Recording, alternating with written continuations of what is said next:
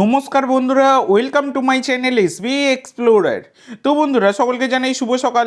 তো আজকের ভিডিওতে প্রথমেই যে আপডেটটা তোমাদের সাথে শেয়ার করতে চলেছি সেটা হচ্ছে গতকালকে তোমরা সকলেই জানো মোহামেডানের সাথে চেন্নাই এফসির ম্যাচ ছিল, যে ম্যাচটা কিন্তু 2-2 গোলে ড্র করেছে মোহামেডান চেন্নাইয়ের সাথে। তো কালকে অসাধারণ একটা খেলা কিন্তু হয়েছে, মোহামেডানের দুর্দান্ত কামব্যাক কিন্তু কালকে দেখা গেছে চেন্নাইয়ের বিরুদ্ধে। তো ব্যাপারটা হচ্ছে মোহামেডান 10 মিনিট খেলেছে এবং 10 মিনিটে কিন্তু মোহামেডান 2-0 গোলে পিছিয়ে থেকে 2-2 গোলে ড্র করেছে।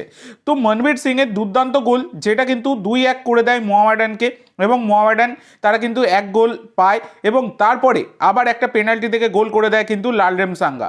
তো এইভাবে কিন্তু 2-2 গোলে ড্র হয়েছিল। তো ম্যাচটা কিন্তু মোহামেডান জিততেও পারত, যেখানে কিন্তু ক্যাসিমভ তিনি একটা পেনাল্টি মিস করে দেন। এই হচ্ছে ব্যাপার। আর এইদিকে চেন্নাই, তাদের কিন্তু ডিফেন্সিভ কোয়ালিটি খুবই খারাপ দেখা গেছে গতকালকে। দুখানা পেনাল্টি কনসিড করেছে চেন্নাই। এছাড়া লালডিন পুইয়া তিনি কিন্তু রেড কার্ড দেখেছেন। তো মোহামেডানের দুর্দান্ত কামব্যাক সেটা বলা যায়। আর মনবীর সিং তিনি আউটস্ট্যান্ডিং পারফরমেন্স তিনি কিন্তু গতকালকে দিয়েছেন মোহামেডানের জার্সি গায়ে। তো এরপরে তোমাদের যে আপডেটটা দিতে চলেছি সেটা হচ্ছে একজন বিদেশিকে নিয়ে, যার নাম হচ্ছে দুসান লাগাটর। তো দুসান লাগাটর হচ্ছেন একজন 30 বছর বয়সী মন্টেনেগ্রো সেন্টার ব্যাক ছাড়া তিনি কিন্তু ডিফেন্সিভ মিডফিল্ডে খেলতে পারেন। মার্কেট ভ্যালু 4.8 কোটি টাকা। বর্তমানে তিনি যুক্ত ছিলেন হাঙ্গেরির একটি ফার্স্ট ডিভিশন ক্লাবের সাথে। তো হাঙ্গেরির সেই ক্লাবের সাথে তার কিন্তু এই 2025-এর 30শে জুন অবধি চুক্তি ছিল। তো সেই ক্লাব থেকে 80 লাখ টাকা ট্রান্সফার ফিয়ের বিনিময়ে কেরালা ব্লাস্টার কিন্তু এই দুসান লাগাটরকে সাইন করিয়ে নিয়েছে। তো ব্যাপারটা হচ্ছে, দেখো, এই প্লেয়ারটি দুসান লাগাটর তিনি কিন্তু কেরালার টার্গেটের লাস্ট 2 বছর ধরে ছিল, কিন্তু তাকে দলে তুলতে পারেনি। তো এই মরশুমে কিন্তু তাকে দলে তুলে নিল এবং এই দুসান লাগাটর তিনি কিন্তু কেরালায় আসছেন। তো এই সিজনে দেখা যাক তিনি কেমন পারফরমেন্স দেন কেরালার জার্সি গায়ে। এরপরে তোমাদের যে আপডেটটা দিতে চলেছি সেটা হচ্ছে ফিফার পোস্টে এবার অনিরুদ্ধ থাপার নাম। তো ব্যাপারটা হচ্ছে, গতকালকে অনিরুদ্ধ থাপার কিন্তু জন্মদিন ছিল। তো অনিরুদ্ধ থাপার জন্মদিনে তাকে শুভেচ্ছা বার্তা জানিয়েছে ফিফা ওয়ার্ল্ড কাপের সোশ্যাল মিডিয়া পেজ।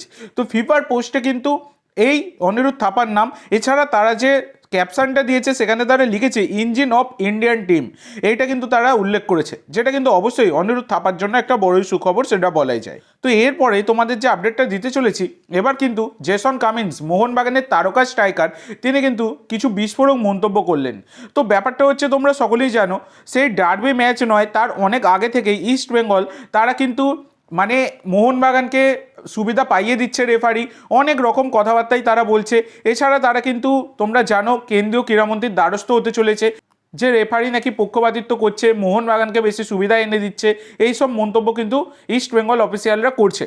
তো এবার ব্যাপার হচ্ছে, গতকালকে জেসন কামিন্সকে প্রশ্ন করা হয়েছিল যে ইস্ট বেঙ্গল কি তারা রেফারির জন্যই জিততে পারছে না। তো সেখানে জেসন কামিন্স তার উত্তরে বলেছেন যে আপনি বলছেন ইস্ট বেঙ্গল জিততে পারছে না শুধুমাত্র রেফারির জন্য, তার কারণ রেফারি কমন ম্যান, এইটাই হচ্ছে জীবন। রেফারি ক্লিন শিট রাখে না এবং রেফারি স্কোরও করে না।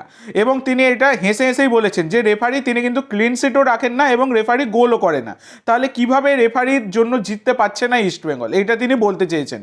তিনি বলেছেন যে রেফারিকে দূরে নিয়ে যাও, আমরা এই সিজনে আমরা অন্যরকম ক্লাস কিন্তু আমাদের টিমে রয়েছে। এছাড়া কামিন্স আরও বলেছেন রেফারিরাও মানুষ, ওরা ভুল করতেই পারে, আমাদের বিরুদ্ধে ভুল সিদ্ধান্ত হতে পারে, অন্যদের বিরুদ্ধেও হতে পারে।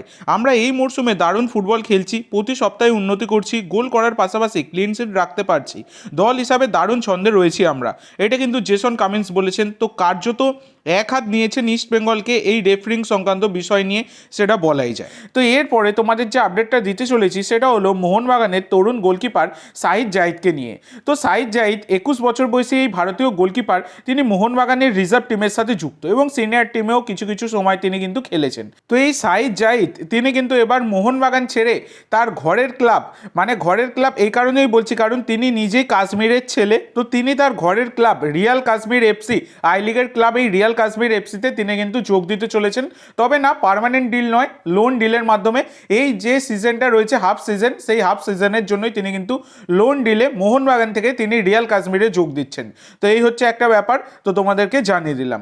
তো আজকের জন্য এইটুকু বন্ধুরা, ভিডিওটি ভালো লাগলে অবশ্যই লাইক করো, শেয়ার করো, আমার চ্যানেলে প্রথমবার এসে থাকলে চ্যানেলটি সাবস্ক্রাইব করো আর কমেন্ট করে জানাও ভিডিওটি কেমন লাগলো।